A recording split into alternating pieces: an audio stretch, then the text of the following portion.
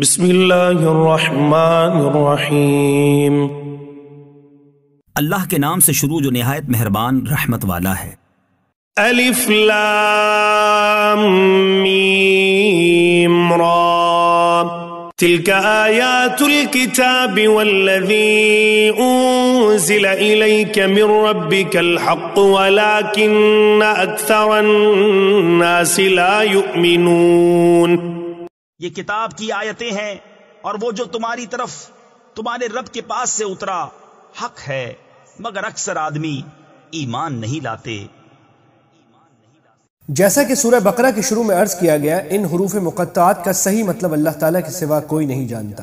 اللہ الذی رفع السماوات بغیر عمد ترونها ثم استوى على العرش وسخر الشمس والقمر كل يجري لأجل مسمى يدبر الأمر يفصل الآيات لعلكم بلقاء ربكم توقنون۔ اللہ ہے جس نے آسمانوں کو بلند کیا بے ستونوں کے کہ تم دیکھو، پھر عرش پر استوا فرمایا جیسا اس کی شان کے لائق ہے، اور سورج اور چاند کو مسخر کیا، ہر ایک ایک ٹھہرائے ہوئے وعدے تک چلتا ہے۔ اللہ کام کی تدبیر فرماتا اور مفصل نشانیاں بتاتا ہے، کہیں تم اپنے رب کا ملنا یقین کرو۔ یعنی یہ آسمان ایسے ستونوں پر نہیں کھڑے ہیں جو آنکھوں سے نظر آ سکیں، اللہ تعالیٰ نے اپنی قدرت کاملہ ہی کے سہارے انہیں کھڑا کیا ہوا ہے۔ آیت کی تفسیر حضرت مجاہد رحمۃ اللہ علیہ سے مروی ہے۔ استوا کے لفظی معنی سیدھا ہونے، قابو پانے اور بیٹھ جانے کے ہیں۔ اللہ تعالیٰ مخلوقات کی طرح نہیں ہیں، اس لیے ان کا استوا بھی مخلوقات جیسا نہیں ہے۔ اس کی ٹھیک ٹھیک کیفیت اللہ تعالیٰ کے سوا کوئی نہیں جانتا، اس لیے ہم نے اس لفظ کا اردو میں ترجمہ کرنے کے بجائے اسی لفظ کو برقرار رکھا ہے، کیونکہ ہمارے لیے اتنا ایمان رکھنا کافی ہے کہ اللہ تعالیٰ نے عرش پر اس طرح استوا فرمایا جو ان کی شان کے لائق ہے۔ اس سے زیادہ کسی بحث میں پڑھنے کی نہ ضرورت ہے، نہ ہماری محدود عقل اس کا احاطہ کر سکتی ہے۔ اشارہ اس طرف ہے کہ یہ چاند سورج بے مقصد گردش نہیں کر رہے ہیں، ان کے سپرد ایک کام ہے جو وہ انتہائی نظم و ضبط اور استقامت کے ساتھ اس طرح انجام دیے جا رہے ہیں کہ ان کے نظام الاوقات میں ایک لمحے کا بھی فرق نہیں آتا۔ اگر غور کیا جائے تو ان کے سپرد پوری دنیا کی خدمت ہے، لہٰذا ایک ہوش مند انسان کو یہ سوچنا چاہیے کہ یہ عظیم الشان مخلوقات اس کی خدمت کیوں انجام دے رہی ہیں۔ اگر خود اس کے سپرد کوئی بڑی خدمت نہیں ہے تو چاند سورج کی کیا ضرورت ہے کہ وہ مستقل طور پر انسان کی خدمت انجام دے۔ یعنی آخرت کا یقین پیدا کر لو، اور وہ اس طرح کہ جس ذات نے اتنی حیرت انگیز کائنات پیدا فرمائی ہے، وہ اس بات پر کیوں قادر نہیں ہو سکتی کہ انسانوں کو مرنے کے بعد دوبارہ زندہ کر دے۔ نیز اس کی حکمت اور انصاف سے بعید ہے کہ وہ اچھے اور برے، ظالم اور مظلوم دونوں کے ساتھ ایک جیسا معاملہ کرے، اور اس نے اس دنیا کے بعد کوئی ایسا عالم پیدا نہ کیا ہو جس میں نیک لوگوں کو ان کی نیکی کا اچھا بدلہ اور برائی کرنے والوں کو ان کی برائی کی سزا دی جا سکے۔ وَهُوَ الَّذِي مَدَّ الْأَرْضَ وَجَعَلَ فِيهَا رَوَاسِيَ وَأَنْهَارًا وَمِن كُلِّ الثَّمَرَاتِ جَعَلَ فِيهَا زَوْجَيْنِ اثْنَيْنِ يُغْشِي اللَّيْلَ النَّهَارَ إِنَّ فِي ذَلِكَ لَآيَاتٍ لِقَوْمٍ يَتَفَكَّرُونَ۔ اور وہی ہے جس نے زمین کو پھیلایا اور اس میں لنگر اور نہریں بنائیں، اور زمین میں ہر قسم کے پھل دو دو طرح کے بنائے، رات سے دن کو چھپا لیتا ہے، بے شک اس میں نشانیاں ہیں دھیان کرنے والوں کو۔ نباتات میں نر اور مادہ کے جوڑے ہوتے ہیں۔ کسی زمانے میں یہ حقیقت لوگوں کو معلوم نہیں تھی کہ نر اور مادہ کا یہ نظام ہر درخت اور ہر پودے میں ہوتا ہے، لیکن جدید سائنس کو یہ حقیقت اب دریافت ہو گئی ہے۔ وَفِي الْأَرْضِ قِطَعٌ مُتَجَاوِرَاتٌ وَجَنَّاتٌ مِّنْ أَعْنَابٍ وَزَرْعٌ وَنَخِيلٌ صِنْوَانٌ وَغَيْرُ صِنْوَانٍ يُسْقَىٰ بِمَاءٍ وَاحِدٍ وَنُفَضِّلُ بَعْضَهَا عَلَى بَعْضٍ فِي الْأُكُلِ إِنَّ فِي ذَلِكَ لَآيَاتٍ لِقَوْمٍ يَعْقِلُونَ۔ اور زمین کے مختلف قطعے یعنی ٹکڑے ہیں، اور ہیں پاس پاس، اور باغ ہیں انگوروں کے، اور کھیتی اور کھجور کے پیڑ ایک تھالے یعنی گھڑے سے اگے، اور الگ الگ سب کو ایک ہی پانی دیا جاتا ہے، اور پھلوں میں ہم ایک دوسرے سے بہتر کرتے ہیں، بے شک اس میں نشانیاں ہیں عقل مندوں کے لیے۔ یعنی پاس پاس ہونے کے باوجود زمین کے مختلف حصوں کی خصوصیات میں فرق ہوتا ہے۔ زمین کا ایک قطع کاشت کے لائق ہے مگر اس کے بالکل برابر والا کاشت کے لائق نہیں۔ ایک حصے سے میٹھا پانی نکل رہا ہے مگر اس کے قریب ہی دوسرے حصے سے کھارا پانی برآمد ہوتا ہے۔ ایک قطع نرم ہے اور دوسرا سنگلاخ۔ یعنی کسی درخت سے زیادہ پھل نکلتے ہیں، کسی سے کم، کسی کا ذائقہ بہت اچھا ہوتا ہے اور کسی کا اتنا اچھا نہیں ہوتا۔ وَإِن تَعْجَبْ فَعَجَبٌ قَوْلُهُمْ أَإِذَا كُنَّا تُرَابًا أَإِنَّا لَفِي خَلْقٍ جَدِيدٍ أُولَئِكَ الَّذِينَ كَفَرُوا بِرَبِّهِمْ وَأُولَئِكَ الْأَغْلَالُ فِي أَعْنَاقِهِمْ وَأُولَئِكَ أَصْحَابُ النَّارِ هُمْ فِيهَا خَالِدُونَ۔ اور اگر تم تعجب کرو تو اچنبا، یعنی تعجب تو ان کے اس کہنے کا ہے، کیا ہم مٹی ہو کر پھر نئے بنیں گے؟ وہ ہیں جو اپنے رب سے منکر ہوئے، اور وہ ہیں جن کی گردنوں میں توق ہوں گے، اور وہ دوزخ والے ہیں، انہیں اسی میں رہنا۔ مطلب یہ ہے کہ اللہ تعالیٰ کا مردوں کو زندہ کرنا کوئی تعجب کی بات نہیں، اس لیے کہ جو ذات یہ عظیم کائنات عدم سے وجود میں لا سکتی ہے، اس کے لیے انسانوں کو دوبارہ زندہ کرنا کیا مشکل ہے۔ لیکن تعجب کے لائق تو یہ بات ہے کہ یہ کافر لوگ کھلی آنکھوں سے اللہ تعالیٰ کی قدرت کاملہ کے بے شمار مظاہر دیکھنے کے بعد بھی نئے سرے سے پیدا کرنے کو اللہ تعالیٰ کی قدرت سے بعید سمجھتے ہیں۔ جب کسی کے گلے میں توق پڑا ہو تو وہ ادھر ادھر دیکھنے کی صلاحیت سے محروم ہو جاتا ہے۔ اسی طرح یہ لوگ حقائق کو دیکھنے اور ان کی طرف دھیان کرنے سے محروم ہیں۔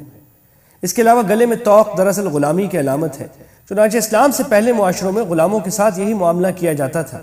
لہذا آیت کا اشارہ اس طرف بھی ہو سکتا ہے کہ ان لوگوں کے گلوں میں اپنی خواہشات اور شیطان کی غلامی کا توق پڑا ہوا ہے، اس لیے وہ غیر جانبداری سے کچھ سوچنے سمجھنے کے قابل نہیں رہے۔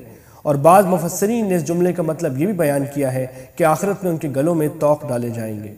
وَيَسْتَعْجِلُونَكَ بِالسَّيِّئَةِ قَبْلَ الْحَسَنَةِ وَقَدْ خَلَتْ مِن قَبْلِهِمُ الْمَثُلَاتُ وَإِنَّ رَبَّكَ لَذُو مَغْفِرَةٍ لِلنَّاسِ عَلَى ظُلْمِهِمْ وَإِنَّ رَبَّكَ لَشَدِيدُ الْعِقَابِ۔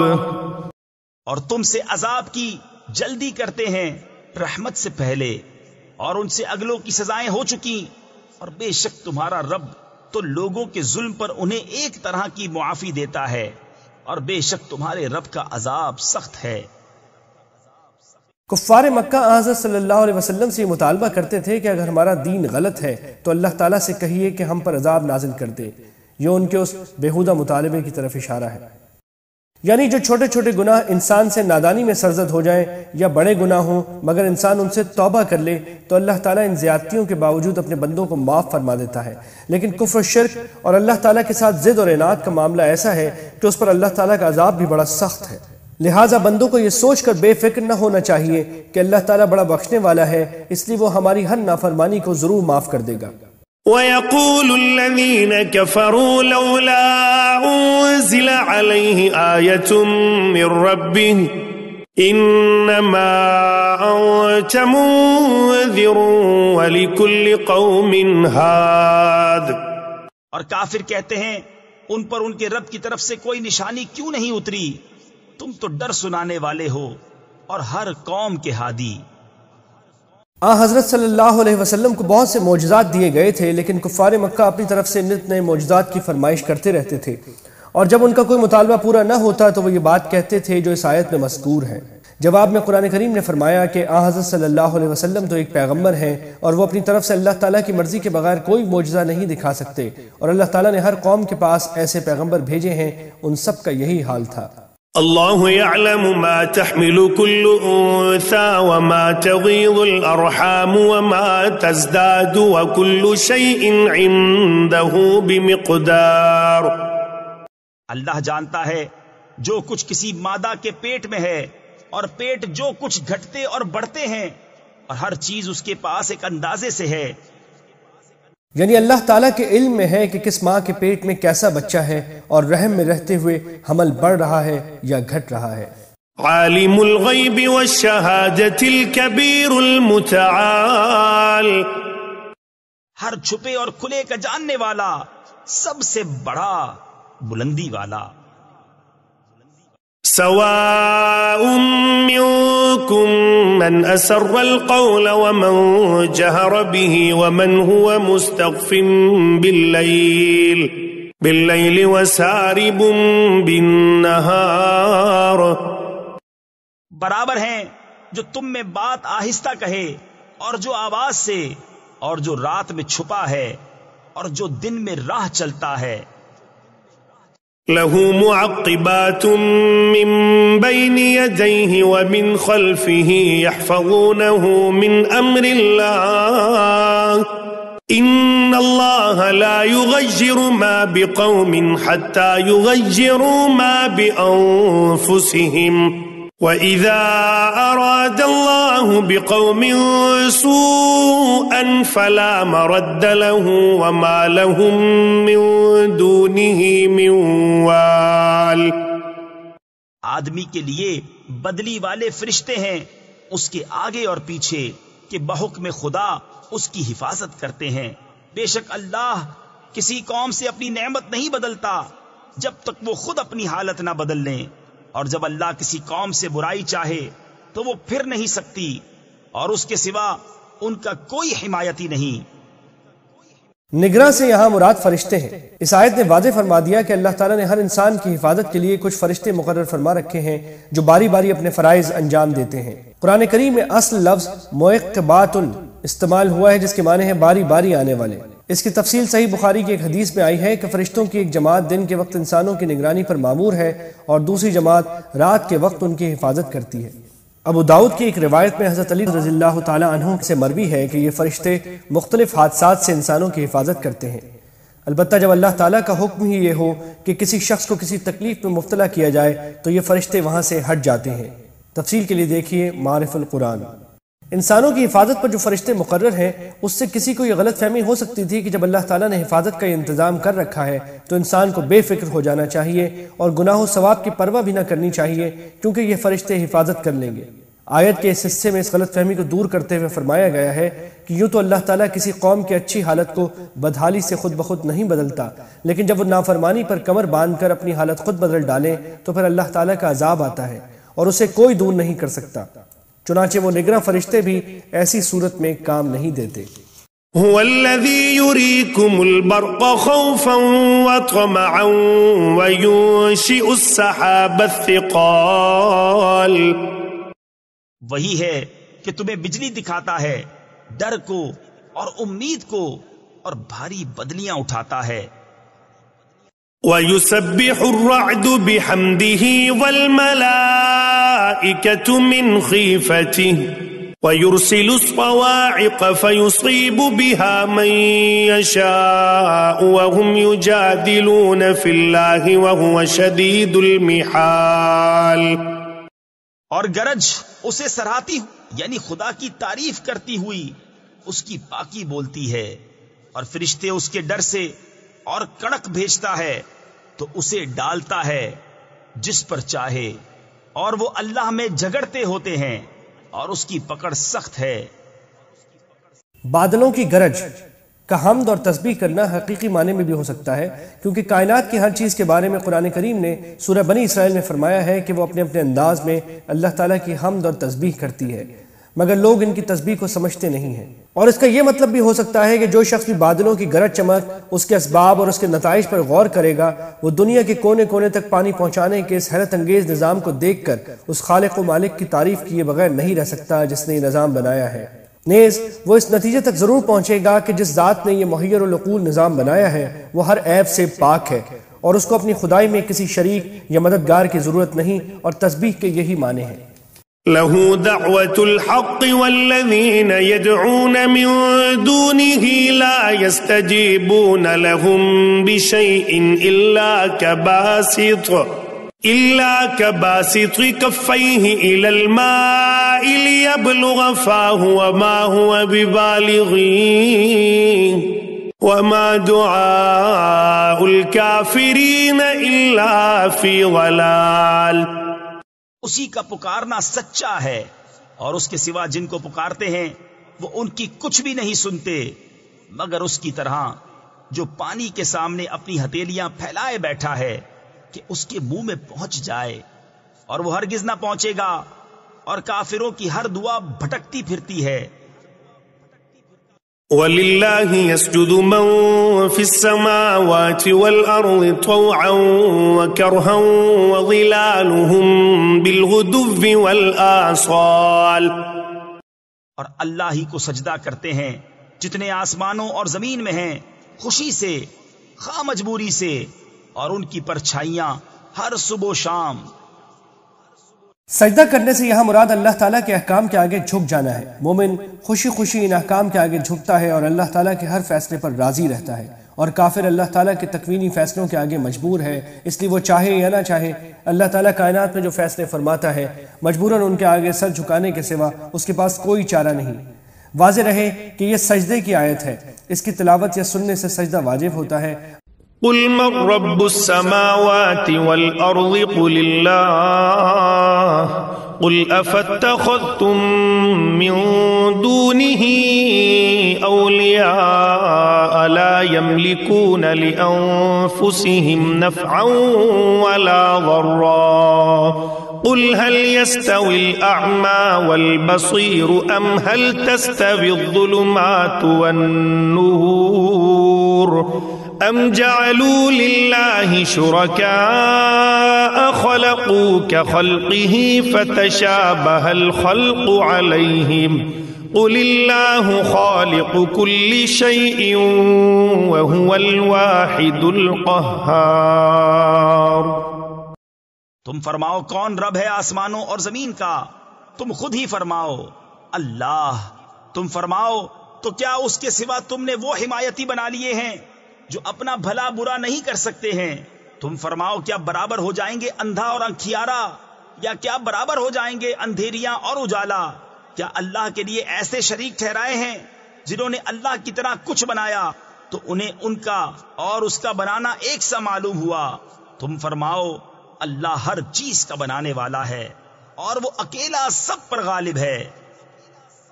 مشرکین عرب جن دیوتاؤں کو خدا مان کر ان کی عبادت کرتے تھے، عام طور سے وہ یہ مانتے تھے کہ انہوں نے کائنات کی تخلیق میں کوئی حصہ نہیں لیا، بلکہ ساری کائنات اللہ تعالیٰ ہی نے پیدا کی ہے. لیکن ان کا عقیدہ یہ تھا کہ اللہ تعالیٰ نے خدائی کے بہت سے اختیارات ان کو دے رکھے ہیں، اس لیے ان کی عبادت کرنی چاہیے تاکہ وہ اپنے اختیارات ہمارے حق میں استعمال کریں اور اللہ تعالیٰ سے ہماری سفارش بھی کریں. اس آیت میں اول تو یہ فرمایا گیا ہے کہ من گھڑت دیوتا کوئی نفع یا نقصان اپنے آپ کو بھی نہیں پہنچا سکتے، دوسروں کو تو کیا پہنچائیں گے. پھر فرمایا گیا ہے کہ اگر ان دیوتاؤں نے بھی اللہ تعالیٰ کی طرح کچھ پیدا کیا ہوتا تب بھی ان کو خدا کا شریک ماننے کی کوئی وجہ ہو سکتی تھی، لیکن نہ واقعتاً انہوں نے کچھ پیدا کیا ہے اور نہ اکثر اہل عرب کا ایسا عقیدہ ہے.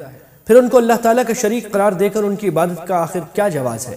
انزل من السماء ماء فسالت اودية بقدرها فاحتمل السيل زبدا رابيا ومما يوقدون عليه في النار ابتغاء حلية أو متاع زبد مثله كذلك يضرب الله الحق والباطل فأما الزبد فيذهب جفاء وأما ما ينفع الناس فيمكث في الأرض كذلك يضرب الله الأمثال.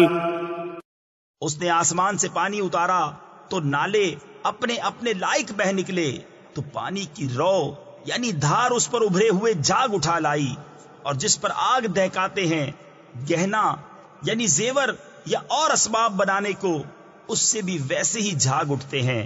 اللہ بتاتا ہے کہ حق اور باطل کی یہی مثال ہے، تو جھاگ تو پھک کر دور ہو جاتا ہے، اور وہ جو لوگوں کے کام آئے زمین میں رہتا ہے. اللہ یوں ہی مثالیں بیان فرماتا ہے. یعنی باطل چاہے کچھ عرصے غالب نظر آئے لیکن وہ جھاگ کی طرح بے فائدہ اور فنا ہو جانے والا ہے، اور حق پانی اور دوسری نفع بخش چیزوں کی طرح فائدہ مند اور باقی رہنے والا ہے. للذين استجابوا لربهم الحسنى والذين لم يستجيبوا له لو أن لهم ما في الأرض جميعا ومثله معه لافتدوا به أولئك لهم سوء الحساب ومأواهم جهنم وبئس المهاد. جن لوگوں نے اپنے رب کا حکم مانا انہی کے لیے بھلائی ہے، اور جنہوں نے اس کا حکم نہ مانا اگر زمین میں جو کچھ ہے وہ سب اور اس جیسا اور ان کی ملک میں ہوتا تو اپنی جان چھڑانے کو دے دیتے. یہی ہیں جن کا برا حساب ہوگا اور ان کا ٹھکانہ جہنم ہے، اور کیا ہی برا بچھونا. أفمن يعلم أنما أنزل إليك من ربك الحق كمن هو أعمى إنما يتذكر أولو الألباب. تو کیا وہ جو جانتا ہے جو کچھ تمہاری طرف تمہارے رب کے پاس سے اترا حق ہے وہ اس جیسا ہوگا جو اندھا ہے؟ نصیحت وہی مانتے ہیں جنہیں عقل ہے. الذين يوفون بعهد الله ولا ينقضون الميثاق. وہ جو اللہ کا عہد پورا کرتے ہیں اور قول باندھ کر یعنی وعدہ کر کے پھرتے نہیں. والذين يصلون ما أمر الله به أن يوصل ويخشون ربهم ويخافون سوء الحساب. اور وہ کہ جوڑتے ہیں اسے جس کے جوڑنے کا اللہ نے حکم دیا اور اپنے رب سے ڈرتے اور حساب کی برائی سے اندیشہ رکھتے ہیں. یعنی اللہ تعالیٰ نے جن تعلقات کو قائم رکھنے اور ان کے حقوق ادا کرنے کا حکم دیا ہے انہیں پوری طرح ادا کرتے ہیں. اس میں رشتہ داروں کے تمام حقوق بھی داخل ہیں اور دینی رشتے سے جو حقوق پیدا ہوتے ہیں وہ بھی. چنانچہ اللہ تعالیٰ نے جتنے انبیاء کرام پر ایمان لانے کا حکم دیا ہے ان سب پر ایمان بھی لاتے ہیں اور جن کی اطاعت کا حکم دیا ہے ان کی اطاعت بھی کرتے ہیں. والذين صبروا ابتغاء وجه ربهم وأقاموا الصلاة وأنفقوا مما رزقناهم سرا وعلانية ويدرؤون بالحسنة السيئة أولئك لهم عقبى الدار. اور وہ جنہوں نے صبر کیا اپنے رب کی رضا چاہنے کو اور نماز قائم رکھی اور ہمارے دیے سے ہماری راہ میں چھپے اور ظاہر کچھ خرچ کیا اور برائی کے بدلے بھلائی کر کے ٹالتے ہیں انہی کے لیے پچھلے گھر کا نفع ہے. قرآن کریم کی اصطلاح میں صبر کا مفہوم بہت عام ہے. انسان اپنی نفسانی خواہشات کے تقاضوں کو جب بھی اللہ تعالیٰ کے حکم کی وجہ سے دبا لے تو یہ صبر ہے. مثلا نفس کی خواہش یہ ہو رہی ہے کہ اس وقت کی نماز چھوڑ دی جائے، ایسے موقع پر اس خواہش کی خلاف ورزی کر کے نماز پڑھنا صبر ہے. یا اگر کسی گناہ کی خواہش دل میں پیدا ہو رہی ہو تو اس کو دبا کر گناہ سے بچ جانا صبر ہے. اسی طرح اگر کسی تکلیف کے موقع پر اگر نفس کا تقاضا یہ ہو کہ اللہ تعالیٰ کے فیصلے پر شکوہ اور غیر ضروری واویلا کیا جائے تو ایسے موقع پر اللہ تعالیٰ کے فیصلے پر راضی رہ کر اختیاری واویلا نہ کرنا بھی صبر ہے. اس طرح صبر کا لفظ دین کے تمام احکام پر عمل کو حاوی ہے. یہی معنی آیت نمبر 24 میں بھی مراد ہے. یعنی برائی کا بدلہ اچھائی سے دیتے ہیں، اور دفاع کا لفظ استعمال کر کے قرآن کریم نے یہ بھی واضح فرما دیا کہ اچھائی کرنے کا انجام بالآخر یہ ہوتا ہے کہ دوسرے کی بدسلوکی کے برے اثرات مٹ جاتے ہیں. اس آیت میں اصل الفاظ یہ ہیں لہم عقب الدار. اس میں دار کے لفظی معنی گھر کے ہیں. بہت سے مفسرین نے کہا ہے کہ اس سے مراد آخرت کا علم ہے. یہ لفظ بکثرت وطن کے معنی میں بھی استعمال ہوتا ہے، اور یہاں آخرت کے بجائے اس لفظ کو استعمال کرنے سے بظاہر اشارہ اس طرف ہے کہ انسان کا اصلی گھر اور وطن آخرت ہے. اس لیے کہ دنیا کی زندگی تو فنا ہو جانے والی ہے، انسان کو ہمیشہ ہمیشہ جہاں رہنا ہے وہ آخرت کا عالم ہے. اس لیے یہاں الدار کا ترجمہ اصلی وطن سے کیا گیا ہے. یہی بات آگے آیت نمبر 24 اور 25 میں بھی ملحوظ رہنی چاہیے. جنات عدن يدخلونها ومن صلح من آبائهم وأزواجهم وذرياتهم والملائكة يدخلون عليهم من كل باب.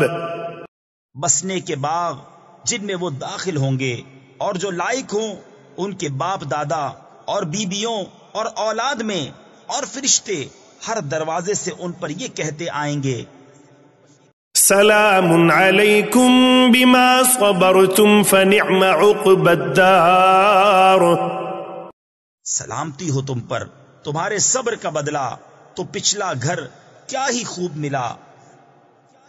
والذین ينقضون عهد الله من بعد ميثاقه ويقطعون ما أمر الله به أن يوصل ويفسدون في الأرض أولئك لهم اللعنة ولهم سوء الدار۔ اور وہ جو اللہ کا عہد اس کے پکے ہونے کے بعد توڑتے، اور جس کے جوڑنے کو اللہ نے فرمایا اسے قطع کرتے، اور زمین میں فساد پھیلاتے ہیں، ان کا حصہ لعنت ہی ہے اور ان کا نصیبہ برا گھر۔ اللہ يبسط الرزق لمن يشاء ويقدر وفرحوا بالحياة الدنيا وما الحياة الدنيا في الآخرة إلا متاع۔ اللہ جس کے لیے چاہے رزق کشادہ اور تنگ کرتا ہے، اور کافر دنیا کی زندگی پر اترا گئے، اور دنیا کی زندگی آخرت کے مقابل نہیں مگر کچھ دن برت لینا۔ پیچھے یہ بتایا گیا تھا کہ جو لوگ دین حق کو جھٹلا رہے ہیں ان پر اللہ کی لعنت ہے۔ اس پر کسی کو شبہ ہو سکتا تھا کہ دنیا میں تو ان لوگوں کو خوب رزق مل رہا ہے اور بظاہر وہ خوشحال نظر آتے ہیں۔ اس آیت میں اس شبہ کا جواب دیا گیا ہے کہ دنیا میں رزق کی فراوانی یا اس کی تنگی کا اللہ تعالیٰ کے یہاں مقبولیت سے کوئی تعلق نہیں ہے۔ اس دنیا میں اللہ تعالیٰ جس کو چاہتا ہے اپنی حکمت بالغہ کے تحت خوب رزق عطا فرماتا ہے، اور جس کو چاہتا ہے رزق کی تنگی میں مبتلا کر دیتا ہے۔ کافر لوگ اگرچہ یہاں کی خوشحالی پر مگن ہیں، مگر انہیں یہ اندازہ نہیں کہ اس چند دن کی زندگی کا عیش آخرت کے مقابلے میں کچھ حیثیت نہیں رکھتا۔ وَيَقُولُ الَّذِينَ كَفَرُوا لَوْلَا أُنزِلَ عَلَيْهِ آيَةٌ مِّن رَّبِّهِ قُلْ إِنَّ اللَّهَ يُضِلُّ مَن يَشَاءُ وَيَهْدِي إِلَيْهِ مَنْ أَنَابَ۔ اور کافر کہتے ان پر کوئی نشانی ان کے رب کی طرف سے کیوں نہ اتری؟ تم فرماؤ بے شک اللہ جسے چاہے گمراہ کرتا ہے اور اپنی راہ اسے دیتا ہے جو اس کی طرف رجوع لائے۔ حضرت صلی اللہ علیہ وسلم کو بہت سے معجزات دیے گئے تھے، لیکن کفار مکہ اپنی طرف سے نت نئے معجزات کی فرمائش کرتے رہتے تھے، اور جب ان کا کوئی مطالبہ پورا نہ ہوتا تو وہ یہ بات کہتے تھے کہ جو اس آیت میں مذکور ہے اور پیچھے آیت نمبر 7 میں بھی گزری ہے۔ اس کا جواب آگے آیت نمبر 31 میں آ رہا ہے۔ یہاں اس کا جواب دینے کے بجائے یہ فرمایا گیا ہے کہ یہ مطالبات ان کی گمراہی کی دلیل ہیں۔ اللہ تعالیٰ جس کو چاہتا ہے گمراہی میں پڑا رہنے دیتا ہے، اور ہدایت اسی کو نصیب ہوتی ہے جو اللہ تعالیٰ سے رجوع کر کے ہدایت مانگے اور حق کی طلب رکھتا ہو۔ ایسا شخص ایمان لانے کے بعد اس کے حقوق ادا کرتا ہے اور اللہ تعالیٰ کی یاد میں سکون حاصل کر لیتا ہے، پھر اس کو اس قسم کے شکوک نہیں ستاتے۔ وہ ہر حال کو اللہ تعالیٰ کی مشیت پر چھوڑ کر اس پر مطمئن رہتا ہے۔ اگر اچھی حالت ہو تو اس پر شکر ادا کرتا ہے، اور اگر کوئی تکلیف ہو تو اس پہ صبر کر کے اللہ تعالیٰ سے اس کے دور ہونے کی دعا کرتا ہے، اور اس بات پر مطمئن ہوتا ہے کہ جب تک یہ تکلیف ہے اللہ تعالیٰ کی حکمت اور مصلحت کے تحت ہے، اس لیے مجھے اس سے شکوہ نہیں ہے۔ اس طرح اسے تکلیف کے حالات میں بھی اطمینان قلب نصیب رہتا ہے، اور یہ ایسا ہی ہے جیسے کوئی شخص اپنی بیماری دور کرنے کے لیے آپریشن کروائے تو آپریشن کی تکلیف کے باوجود اسے یہ اطمینان رہتا ہے کہ یہ عمل عین حکمت کے مطابق ہے۔ الذين آمنوا وتطمئن قلوبهم بذكر الله ألا بذكر الله تطمئن القلوب۔ وہ جو ایمان لائے اور ان کے دل اللہ کی یاد سے چین پاتے ہیں، سن لو اللہ کی یاد ہی میں دلوں کا چین ہے۔ الذين آمنوا وعملوا الصالحات طوبى لهم وحسن مآب۔ وہ جو ایمان لائے اور اچھے کام کیے ان کو خوشی ہے اور اچھا انجام۔ كذلك أرسلناك في أمة قد خلت من قبلها لتتلو عليهم الذي أوحينا إليك وهم يكفرون بالرحمن قل هو ربي لا إله إلا هو عليه توكلت وإليه متاب۔ اسی طرح ہم نے تم کو اس امت میں بھیجا جس سے پہلے امتیں ہو گزری کہ تم انہیں پڑھ کر سناؤ جو ہم نے تمہاری طرف وحی کی، اور وہ رحمان کے منکر ہو رہے ہیں۔ تم فرماؤ وہ میرا رب ہے، اس کے سوا کسی کی بندگی نہیں، میں نے اسی پر بھروسہ کیا اور اسی کی طرف میری رجوع ہے۔ وَلَوْ أَنَّ قُرْآنًا سُيِّرَتْ بِهِ الْجِبَالُ أَوْ قُطِّعَتْ بِهِ الْأَرْضُ أَوْ كُلِّمَ بِهِ الْمَوْتَى بَلْ لِلَّهِ الْأَمْرُ جَمِيعًا أَفَلَمْ يَيْأَسِ الَّذِينَ آمَنُوا أَن لَّوْ يَشَاءُ اللَّهُ لَهَدَى النَّاسَ جَمِيعًا ولا يزال الذين كفروا تصيبهم بما صنعوا قارعة أو تحل قريبا من دارهم حتى يأتي وعد الله إن الله لا يخلف الميعاد۔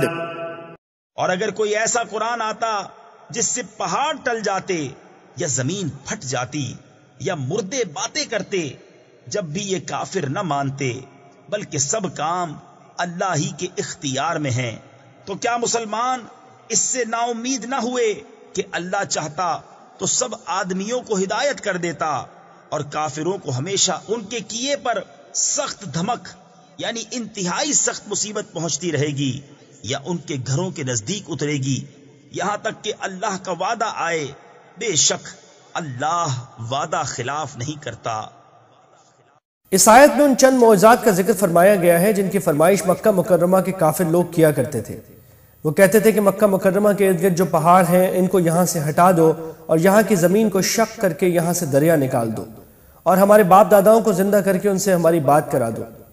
اس آیت میں فرمایا گیا ہے کہ اگر بالفرض یہ بیہودہ مطالبات پورے کر بھی دیے جاتے تب بھی یہ لوگ ایمان لانے والے نہیں تھے، کیونکہ یہ فرمائشیں حق طلبی کے جذبے سے نہیں، صرف ضد کی وجہ سے کی جا رہی ہیں۔ سورہ بنی اسرائیل میں اسی قسم کی کچھ اور فرمائشیں بھی مذکور ہیں جو کفار کیا کرتے تھے، اور اسی سورت کی آیت نمبر 59 میں فرمائشی معجزات نہ دکھانے کی ایک وجہ یہ بیان فرمائی گئی ہے کہ جب کسی قوم کو کسی خاص معجزے کی فرمائش پر وہ معجزہ دکھا دیا جاتا ہے اور وہ پھر بھی ایمان نہیں لاتی تو اس پر عذاب نازل ہوتا ہے۔ چنانچہ پچھلی امتوں عاد اور سمود وغیرہ کے ساتھ یہی ہوا ہے۔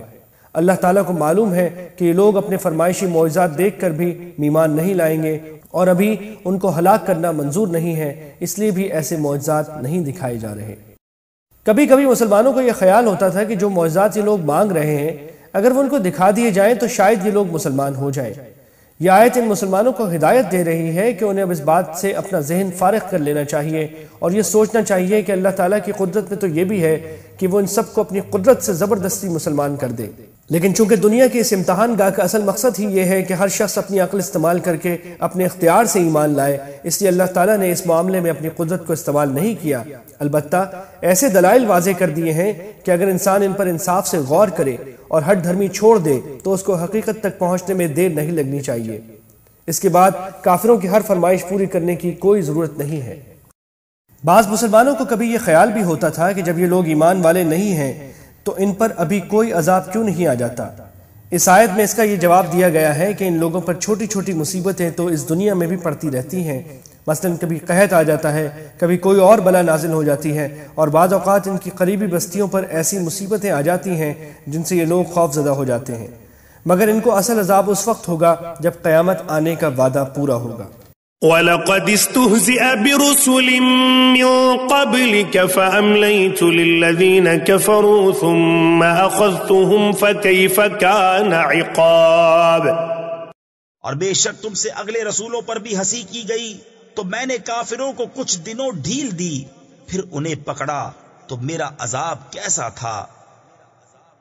أَفَمَنْ هُوَ قَائِمٌ عَلَى كُلِّ نَفْسٍ بِمَا كَسَبَتْ وَجَعَلُوا لِلَّهِ شُرَكَاءَ قُلْ سَمُّوهُمْ أم تنبئونه بما لا يعلم في الأرض أم بظاهر من القول بل زجن للذين كفروا مكرهم وصدوا عن السبيل ومن يضلل الله فما له من هاد.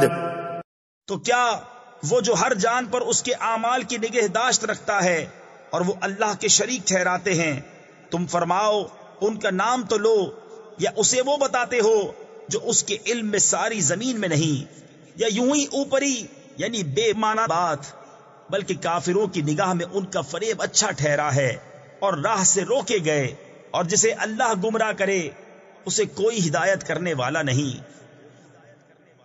یہ ترجمہ اس تفسیر پر مبنی ہے جو امام راضی اور علامہ آلوسی نے حل العقد کے مصنف کے حوالے سے بیان کی ہے. اس تفسیر کے مطابق من ہوا قائم کی خبر موجود ہے جو محذوف ہے، اور وَجَعَلُوا لِلَّهِ شُرَكَاءَ جملہ حالیہ ہے. بندے کو یہ ترکیب دوسرے احتمالات کے مقابلے میں بہتر معلوم ہوتی ہے، واللہ عالم. نام تو انہوں نے بہت سے بتوں اور دیوتاؤں کے رکھ رکھے تھے. اللہ تعالیٰ فرما رہے ہیں کہ اگر ان ناموں کے پیچھے کوئی حقیقت ہے تو اللہ تعالیٰ سے زیادہ اسے کون جان سکتا ہے. اللہ تعالیٰ کے علم میں تو ایسا کوئی بھی وجود ہے نہیں. اب اگر تم اس کو حقیقی وجود قرار دو گے تو اس کا مطلب یہ ہے کہ تم نہ صرف یہ کہ اللہ تعالیٰ سے زیادہ علم رکھنے کے مدعی ہوگے، بلکہ تمہارا یہ کہنا لازم آئے گا کہ جس وجود کا اللہ تعالیٰ کو بھی علم نہیں ہے تم معاذ اللہ تعالیٰ کو اس کا پتہ بتا رہے ہو. اس سے بڑی جہالت اور کیا ہو سکتی ہے؟ اور اگر ان ناموں کے پیچھے کوئی حقیقت نہیں ہے تو یہ سب باتیں ہی باتیں ہیں. بہرحال دونوں صورتوں میں یہی ثابت ہوتا ہے کہ تمہارا شرک کا عقیدہ بے بنیاد ہے. یعنی جب کوئی شخص اس ضد پر اڑ جائے کہ جو کچھ میں کر رہا ہوں وہی اچھا کام ہے، اور اس کے مقابلے میں بڑی سے بڑی دلیل کو بھی سننے ماننے کو تیار نہ ہو، تو اللہ تعالیٰ اس کو گمراہی میں پڑا رہنے دیتے ہیں اور پھر اسے کوئی راہ راست پر لانے والا میسر نہیں آ سکتا. لهم عذاب في الحياة الدنيا ولعذاب الآخرة أشق وما لهم من الله من واق. انہیں دنیا کے جیتے عذاب ہوگا اور بے شک آخرت کا عذاب سب سے سخت ہے، اور انہیں اللہ سے بچانے والا کوئی نہیں. مثل الجنة التي وعد المتقون تجري من تحتها الأنهار أكلها دائم وظلها تلك عقبى الذين اتقوا وعقبى الكافرين النار. احوال اس جنت کا کہ ڈر والوں کے لیے جس کا وعدہ ہے، اس کے نیچے نہریں بہتی ہیں، اس کے میوے ہمیشہ، اور اس کا سایہ. ڈر والوں کا تو یہ انجام ہے اور کافروں کا انجام آگ. والذين آتيناهم الكتاب يفرحون بما أنزل إليك ومن الأحزاب من ينكر بعضه قل إنما أمرت أن أعبد الله ولا أشرك به إليه أدعو وإليه مآب. اور جن کو ہم نے کتاب دی وہ اس پر خوش ہوتے جو تمہاری طرف اترا، اور ان گروہوں میں کچھ وہ ہیں کہ اس کے بعد سے منکر ہیں. تم فرماؤ مجھے تو یہی حکم ہے کہ اللہ کی بندگی کروں اور اس کا شریک نہ ٹھہراؤں. میں اسی کی طرف بلاتا ہوں اور اسی کی طرف مجھے پھرنا. اس آیت میں یہودی اور عیسائیوں کے مختلف گروہوں کا ذکر فرمایا گیا ہے. ان میں سے کچھ وہ ہیں جو قرآن کریم کی آیات سن کر خوش ہوتے ہیں کہ یہ وہی اللہ تعالیٰ کی کتاب ہے جس کی پیشن گوئی پچھلی آسمانی کتابوں میں کی گئی تھی. چنانچہ اس گروہ کے بہت سے افراد حضرت صلی اللہ علیہ وسلم پر ایمان لے آئے تھے، عیسائیوں میں سے بھی اور یہودیوں میں سے بھی. یہ حقیقت ذکر فرما کر ایک طرف تو کفار مکہ کو شرم دلائی گئی ہے کہ جن لوگوں کے پاس آسمانی ہدایت موجود ہے وہ تو ایمان لا رہے ہیں، اور جن لوگوں کے پاس نہ کوئی کتاب ہے نہ کوئی اور آسمانی ہدایت وہ ایمان لانے سے کترا رہے ہیں. اور دوسری طرف حضرت صلی اللہ علیہ وسلم اور دوسرے مسلمانوں کو بھی تسلی دی گئی ہے کہ جہاں اسلام کے دشمن موجود ہیں وہاں بہت سے لوگ اس پیغام ہدایت کو قبول بھی کر رہے ہیں. یہودیوں اور عیسائیوں میں دوسرا گروہ کافروں کا ہے. ان کے بارے میں فرمایا گیا ہے کہ وہ قرآن کریم کے بعض حصوں کا انکار کرتے ہیں. بعض حصوں کا ذکر کر کے اشارہ یہ کیا گیا ہے کہ یہودیوں اور عیسائیوں میں جو لوگ ایمان نہیں لائے وہ بھی قرآن کریم کی ساری باتوں کا انکار نہیں کر سکتے، کیونکہ اس کی بہت سی باتیں وہ ہیں جو تورات یا انجیل میں بھی موجود ہیں، مثلا توحید، پچھلے انبیاء کرام پر ایمان اور ان کے واقعات، آخرت کا عقیدہ وغیرہ۔ اس کا تقاضا یہ تھا کہ وہ یہ سوچتے کہ حضرت صلی اللہ علیہ وسلم کو ان باتوں کے معلوم ہونے کا کوئی ذریعہ آپ کے پاس نہیں ہے، اس لیے یہ بات ظاہر ہے کہ آپ کو یہ باتیں وحی سے معلوم ہوئی ہیں۔ اس صورت میں آپ کی رسالت کو تسلیم کرنا چاہیے۔ اس آیت میں اسلام کے 3 بنیادی عقائد توحید، رسالت اور آخرت کا بیان فرمایا گیا ہے۔ پہلا فقرہ توحید کے اعلان پر مشتمل ہے، دوسرے فقرے میں فرمایا گیا ہے کہ اسی بات کی میں دعوت دیتا ہوں، اس سے حضرت صلی اللہ علیہ وسلم کے رسول ہونے کا اس بات کیا گیا ہے، اور آخری فقرہ یعنی اسی کی طرف مجھے لوٹ کر جانا ہے، آخرت کے عقیدے کو ظاہر کرتا ہے۔ کہنا یہ مقصود ہے کہ یہ تینوں عقائد پچھلی کتابوں میں بھی بیان ہوئے ہیں، اور پھر قرآن کریم کے انکار کا کیا جواز ہے۔ وَكَذَلِكَ أَنزَلْنَاهُ حُكْمًا عَرَبِيًّا وَلَئِنِ اتَّبَعْتَ أَهْوَاءَهُمْ بَعْدَمَا جَاءَكَ مِنَ الْعِلْمِ مَا لَكَ مِنَ اللَّهِ مِنْ وَلِيٍّ وَلَا وَاقٍ۔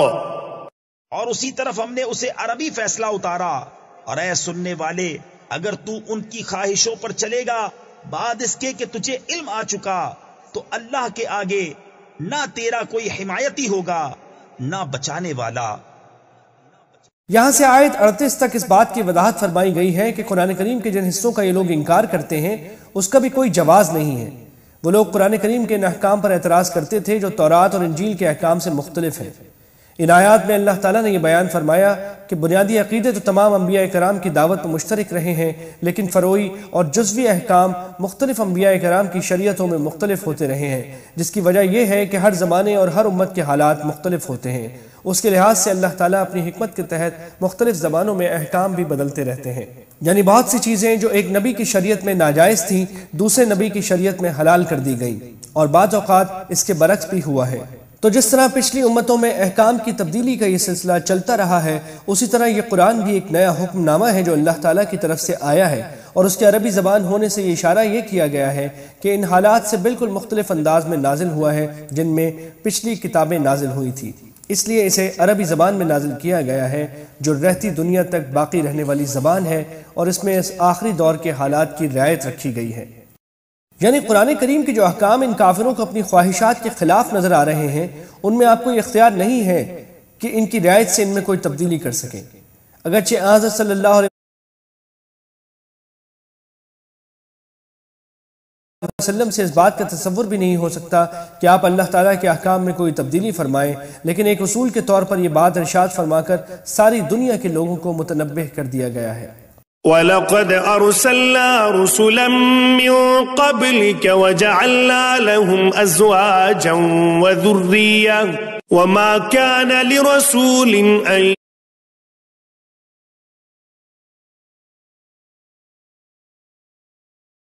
يَأْتِيَ بِآيَةٍ إِلَّا بِإِذْنِ اللَّهِ لِكُلِّ أَجَلٍ كِتَابٌ۔